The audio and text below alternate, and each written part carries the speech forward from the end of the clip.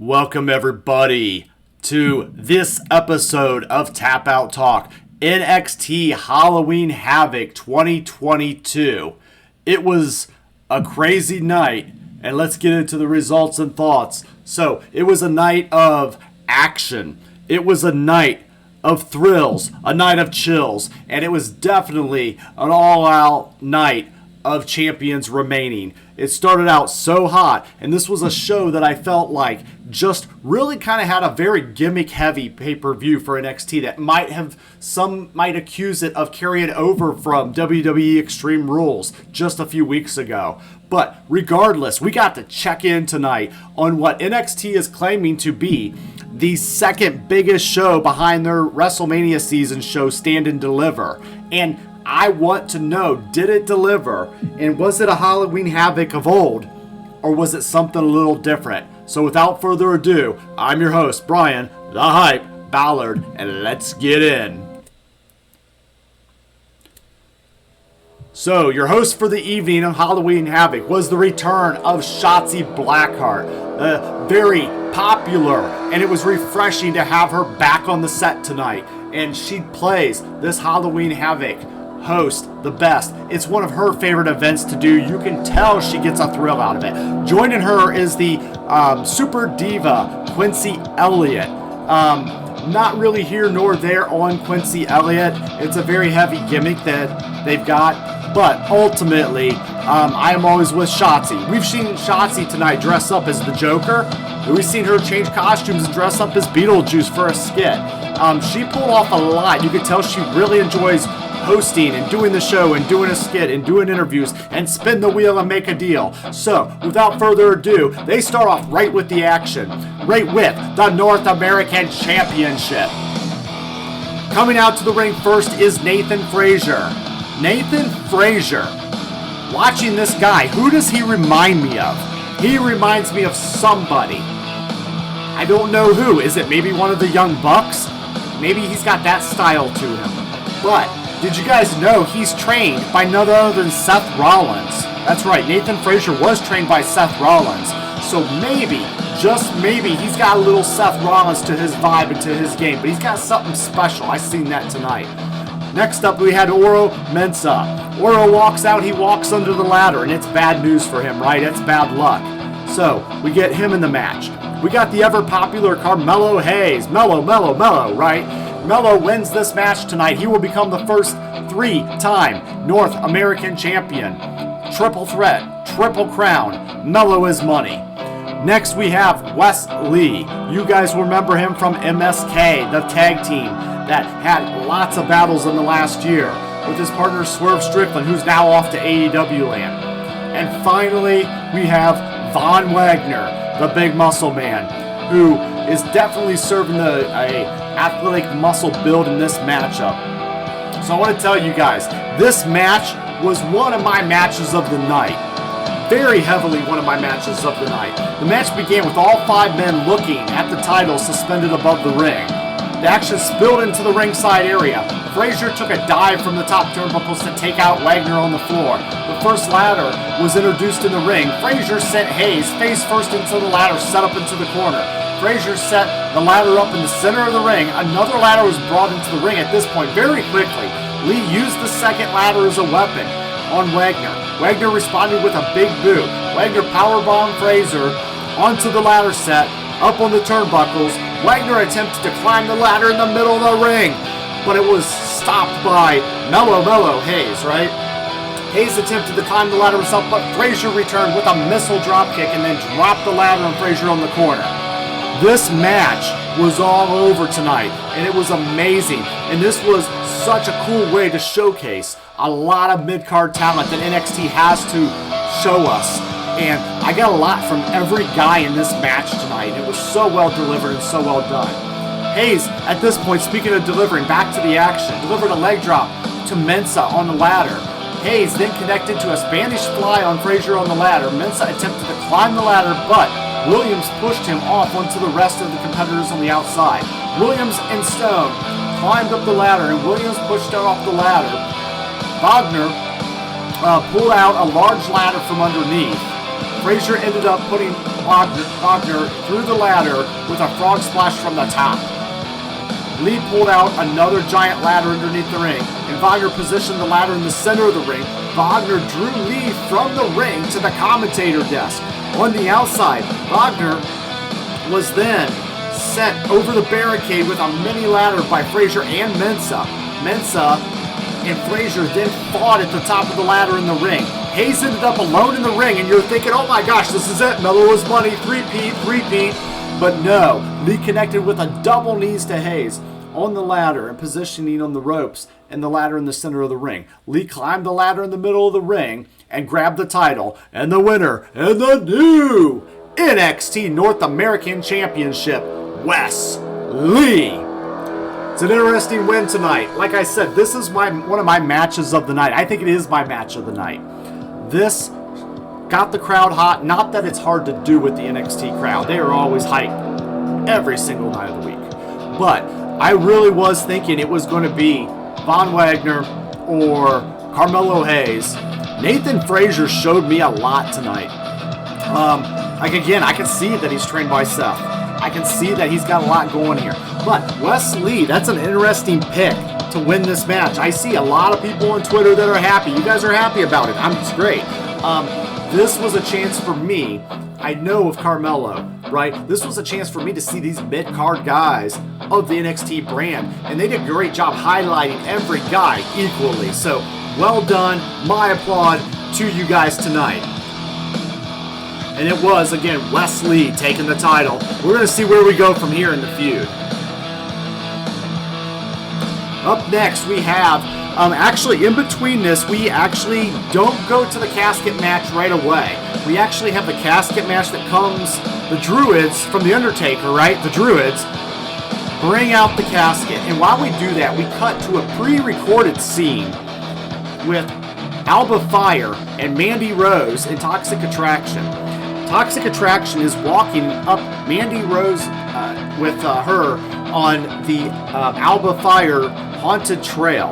And then it goes into this haunted house-like setting in which a bunch of cinematic battle happens. Now, people were trashing this thing like crazy. I want to say it had some vibes of not a Firefly Funhouse, not a, that kind of match, but a little bit of like what Bray Wyatt and Randy Orton went through years ago. I want to say it was like the pay-per-view right after WrestleMania, where they had basically a cinematic match in a house that would later carry into the ring. I believe it was called House of Horrors match at Extreme Rules. I forget the year it was actually occurred, but it was Orton along with Bray Wyatt. So this actually had this vibe to it, and Alba Fire, aka Kaylee Ray, she's got this whole crazy gimmick with the haunted house.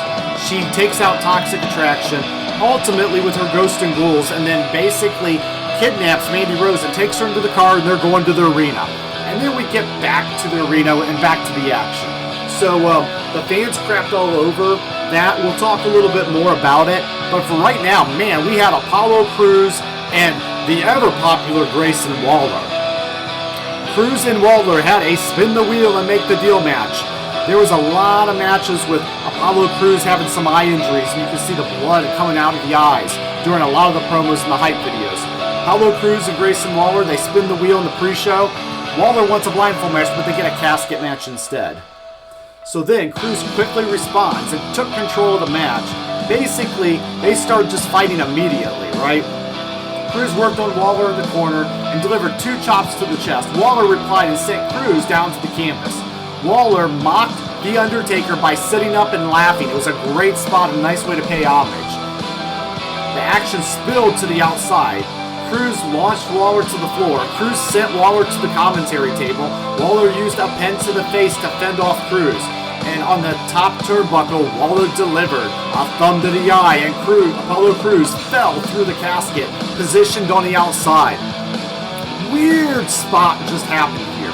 Very weird spot, because he fell in the casket, and he fell into it and it broke, right? And so you're like, okay, we can't shut him in the casket anymore. So the lights go out. The Druids basically remerge with, and Crews reemerges when the lights turn on with a bunch of Druids on the outside of the ring. and then he walks them to the ring as they bring another casket that's more sturdy. It was a weird spot and almost makes you wonder if this wasn't, planned or not. But ultimately, Waller acted like he was going to win the match. So then what we get is Cruz once again, basically, they go back at it again. It's almost like they just started the second half of the match, or they just kind of restarted in a weird way. After going to work on his opponent, Cruz sent Waller into the casket. Waller prevented Cruz from closing the lid. Apollo Crews connected with a frog splash on top of Waller to the floor. Waller went for a tombstone in the center of the ring, but Crews countered. Crews launched Waller into the casket from the apron and closed the lid, slamming it shut. And with that, Apollo Crews is your winner here in the casket match.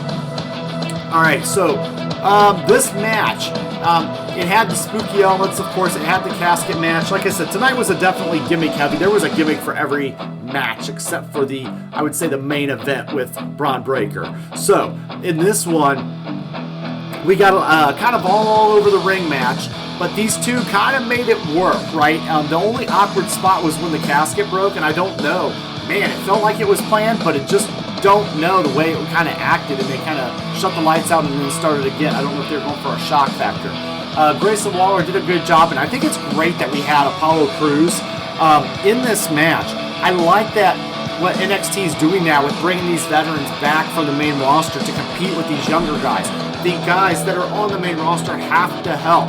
And why not be NXT alumni like Apollo Crews, who I always felt went up to the main roster too early, come back and help these guys before they have to make that run that's too early.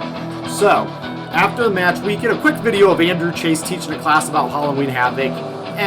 NXT does a good job of doing in-between segments and skits, something that, we don't get as much on the main roster. But Alba Fire then was showing driving Mandy Rose in the back seat after she kidnapped her during the video earlier. So, they're building to their match. And speaking of the ladies, up next we have another spin the wheel and make the deal match. And they ended up in their pre-show spin. Roxana Perez and Cora Jade ended up getting a weapons wild match. And what that basically means, everyone, is there's just weapons all over the ring. Very, very crazy Extreme Rules style, right? Anything you could think of. So, in this match, we get both ladies out. We have the Good Friends, Better Enemies moniker, right? That sounds a very, like in your house type vibe. But ultimately, we're like, who's going to take this one? Who's winning, right? So, Cora Jade and Roxana Perez, they're in this Weapons Wilds match. Perez brought Cora Jade's old skateboard to the ring and initially tried to use it as a weapon because anything's legal. After a back and forth, Perez pulls out a table from underneath the ring and positions it against the barricade. Jade was hiding under the ring. She sprayed Perez in the face with a unique, or unidentified liquid of sorts. And then Jade followed up by swinging Perez into the barricade. Jade set up a pile of chairs in the ring. Jade used a trash can as a weapon on Perez. Jade then continued to punish Perez on the outside with a rope. So at this point, Perez eventually turned the tables after dodging Jade's steel chain attack. Back in the ring, Perez repeatedly struck Jade with a kendo stick. Jade attempted to dodge Perez by escaping into the crowd, and Jade managed to body slam Perez onto the stage, which set up for really the pre-show in the beginning, right? So Jade removed one of the safety rails. Both competitors end up crashing now down through the top, all the way to 2 tables below. Boom! Right? At the action, then eventually, after they recovered, returned to the ring. Perez sent Jade onto the pile of chairs. Perez followed it up with a pop rocks. Bam! Onto the chairs to win the match. And your winner, Roxanne Perez, over Cora Jade. So this match, it's kind of all over the place. Did I think it was bad? No. Did I think it was great? No. I don't know if I was just on this big emotional high from the first match in the opening and then the following.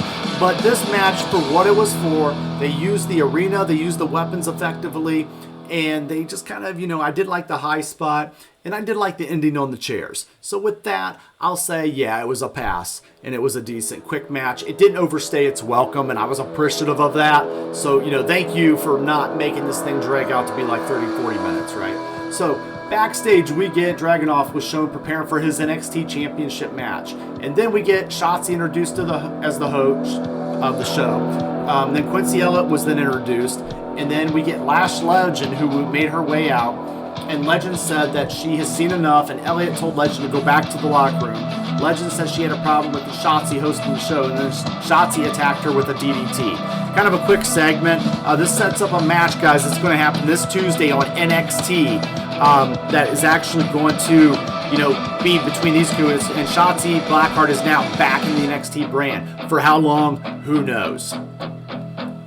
All right, so up next we have the ambulance match. We get a really good package talking about the history of Diamond Mine. I really enjoyed this segment, and this was great for the casual viewers that pop in on NXT at these premium live events, right?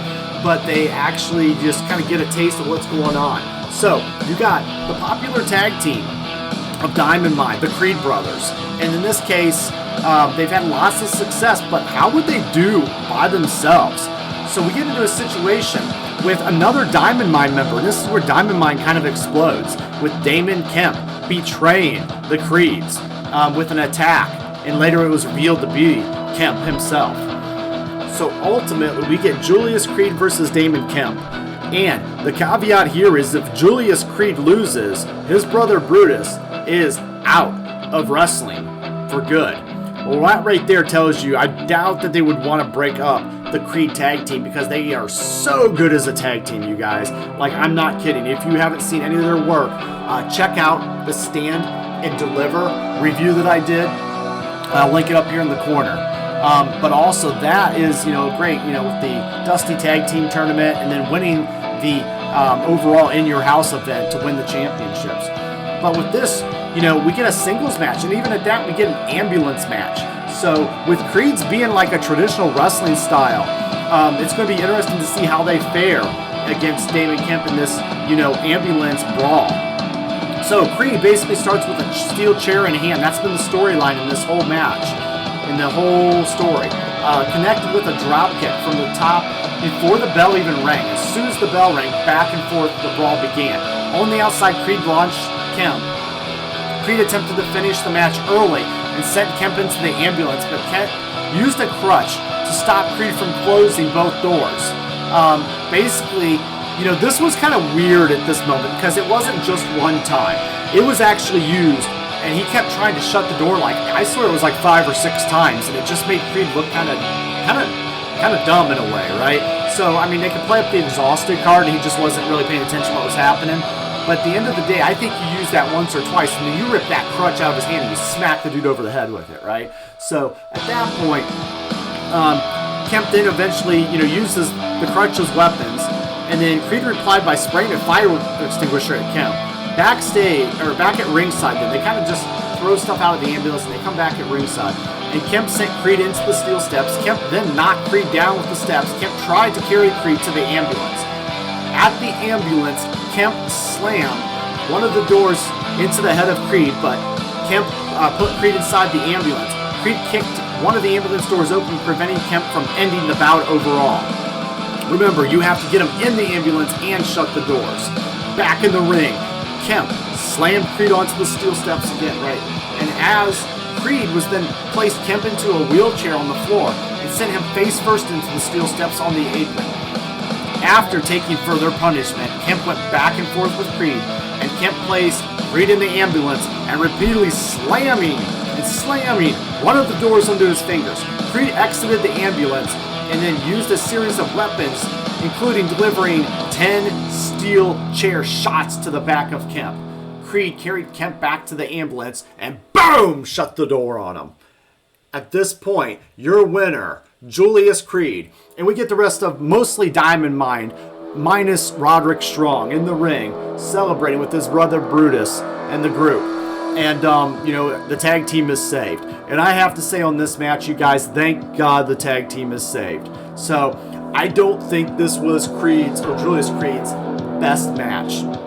I think this match tonight showed us exactly why the Creed brothers need to remain a tag team. And that way, eventually, when they go to the main roster, they're going to be tag team champions someday. The two just got a good thing going, okay? But they are not singles competitors, okay? It doesn't mean they won't ever will be, but I just did not like them in this element tonight. And on top of it, I don't think they got to use their traditional wrestling that the Creeds are known for, right? So what happens is it's like you put a traditional wrestler like a Shelton Benjamin or Charlie Haas or Kurt Angle, right? And then you say, go do an ambulance match. It doesn't really make a lot of sense for their style of wrestling. So I did not like Julius Creed in this match. And, you know, I want you guys to know, like, for me, that is a tough thing to say, but I have to, you know, just be honest with how I see it, right? Because I have to take out the element that the Creeds, I'm a fan of them, right? I'm a fan of those brothers. They actually went to the same high school as me, right? So for me, I'm like, man, I want these guys to succeed. I want to have that, you know, kind of that school pride thing going. So at the end of the day, you know, I do want to see them remain as a tag team, and I think that's what everybody wanted. So it was not the best match of the night, and I just think the elements were just wrong for the style of wrestlers that we're dealing with here, with more of the technical guys. But moving ahead. And moving ahead we did. So we finally get this match that's being filmed in progress, right? And now we get it to a live audience, because we get actually the pull-up of the car. And then they're dragging it to the ring. We got, that's right, Mandy Rose from Toxic Attraction and Alba Fire, a.k.a. Kylie Ray. I'm going to still call her Kylie Ray. But will the Fire feel the thorns of Rose? That was the thing of the match, right? The dream match of nightmares, if you will. So at this point, they get in towards the ringside. They're fighting back and forth. And finally, they get in the ring, and the bell rang. And Rose then worked on Fire in the corner. Rose sent Fire into the commentary table on the outside. Rose continued to inflict punishment on Fire, and the action returned to the ring. Fire drop faced Rose face first onto the canvas as she attempted to build momentum, and you know that she wants to win this title. Fire turned the tables.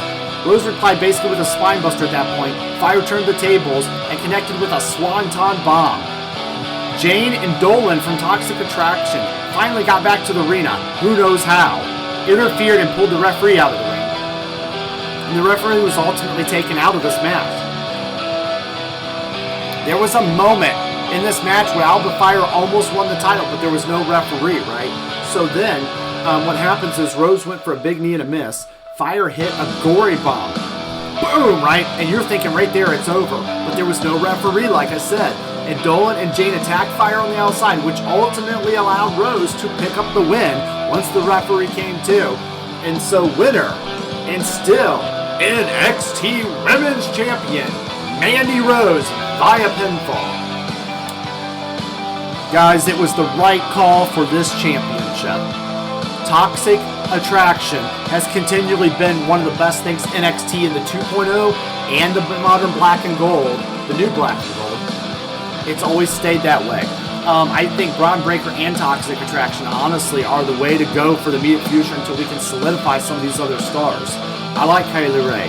I like Alba Fire. I like her better as Kylie Ray. But, however, Mandy Rose, they've got a thing going with Toxic Attraction. And, you know, I feel like she's got that Roman Empire effect with Roman Reigns on the main roster kind of thing with the Bloodline, but with this Toxic Attraction group.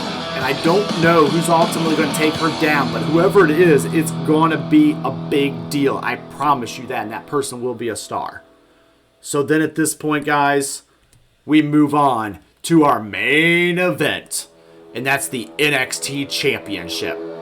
Dragunov, Bron Breakker, the current champion, JD McDonough. So you've got this match built as the man, the machine, and the madness, all for the championship. So this match, all three men made a entrance. The first two made an entrance, were the challengers. Bron Breakker then comes out and he breaks stuff, right? That's Bron Breakker. There actually was two tombstones with his opponents, Dragunov and McDonough's name on it, and he looked at him and he brought a shovel and then he broke one of the graves, one of the tombstones, just to kind of prove a point. Dragunov and Breakker, they all get in the ring. And they immediately got their hands on McDonough because he's the one in this match. He's the creepy little bastard they just don't like, right? McDonough took advantage when Breakker and Dragunov almost came to blows, but McDonough sent Breakker out of the ring and took the fight to Dragunov. Dragunov is a mechanical beast, right? This guy, they build him up. He's kind of like a mini pit bull that just doesn't know his own size, like maybe a really super small dog, but he just goes at it. He's very technically driven. So at this point, Breakker and Dragunov went at it in the ring, and McDonough waited to pick his spot on the outside. McDonough ended up walking into an attack from Dragunov. Dragunov then took control of the match and sent McDonough into Breakker into the corner of the ring. Dragunov then connected with a coast to coast. Man, it looked like Shane McMahon or Rob Van Dam style from coast to coast, right? So Breakker and Dragunov then traded blows in the middle of the ring. McDonough applauded them, but then was attacked by Breakker and Dragunov. So you could tell it was almost like a 2-on-1 dynamic. They really didn't like McDonough. So at this point, Breakker and Dragunov went nose to nose, and the pair collided at once. Breakker delivered a Frankensteiner, classic move from his, famous Steiner brother, father and uncle, and to McDonough, which Dragunov turned into a powerbomb. All three competitors went to war on the outside of the ring. Dragunov and Breakker ended up on the outside, and McDonough took them out with a leapfrog over the top rope. Oh my gosh. A number of near falls were then traded back in the ring. Breakker delivered a double German suplex to McDonough and Dragunov, and McDonough almost stole the victory, okay? Almost. But it's only in horseshoes and hand grenades is almost, right? And then when it appeared that Breakker had done enough to finish off Dragunov, Breakker sent McDonough out of the ring. Dragunov sent Breakker down, then connected with a Torpedo Moscow. But McDonough returned to the ring just in time to break the cover. And he broke the cover by grabbing the referee's hand that was doing the count. So that was an interesting way to break the cover, and I thought that was kind of clever to get in the ring and grab the referee's hand because he couldn't get to the opponents too quick enough. So at this point, they kind of go back and forth, a little bit more of the action. And then at this point, Dragunov sent McDonough into the commentary table. And then back in the ring, Breakker and Dragunov traded blows again. And Breakker caught Dragunov with a spear to the win. 1, 2, 3. And still, your NXT champion. The one, the only, the main event. Braun Breakker via pinfall. Alright guys, let's talk about that match. The championship match, I think, did enough to get it done. The triple threat aspects gave guys a chance to shine in their own right, but these were obviously some inexperienced opponents for Braun Breakker, and you wanted Braun to look strong in this match because he is your feature guy for the immediate future, right? It's been almost a year he's been battling. I remember last year he was taking on Tommaso Ciampa at this very event at Halloween Havoc, right? So I think Braun Breakker is still going to be your feature guy for the next long term. So that match I think did a good job at highlighting Breakker and giving him a good match with two different opponents. And it also, I think, gave a rub to those two guys to be in a match of this caliber at NXT's second bigger pay-per-view of the year, or premium live event, right? So at the end of the day, here's my final thoughts. I feel like the champions remain tonight, right? But also, I want to talk about the opening match. We had a new champion crowned in what was my match of the night with the ladder match. Then we had the haunted house match that kind of happened throughout the night. While the action seemed a little short in the ring for me for the Alba Fire match and Mandy Rose, it was a storytelling throughout the night. And I'll be honest, since it's Halloween Havoc, we gotta have the spooky flying pumpkin thing going on, right?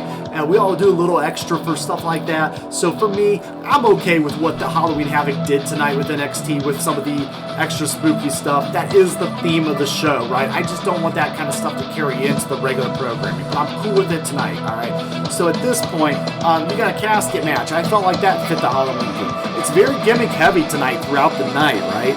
I think NXT tested some stuff, but I also think they made it very safe. And the safe part was with the champions remaining. You gotta have Mandy Rose, and you gotta have Braun Breakker as your features going into the next year. NXT is in a crisis, resurgence, and revamp from the whole 2.0 experiment being kind of crazy and just almost killing the business, right? So at that point, I think you have to remain with your consistent champions. I like what they're doing with veterans like Apollo Crews coming back to help, just like they did Dolph Ziggler in the spring. But ultimately, NXT, it was a decent show, and you know what? I would highly recommend just checking it out. There's a few stuff in the middle, so if you really want, watch that opening match, and then check out the championship match. I think that will give you enough. But if you want to stay for the whole thing, based on what you kind of heard here on Tap Out Talk, give it a look, guys. So that's been the final thoughts and results of NXT Halloween Havoc. I want to say thank you, and I want to say good evening, happy Halloween, and good night, guys. And guys, I want to also say thank you for watching. Like, share, subscribe. I love the interaction with you guys over here on Twitter. And it's not goodbye around here, but it's just game over.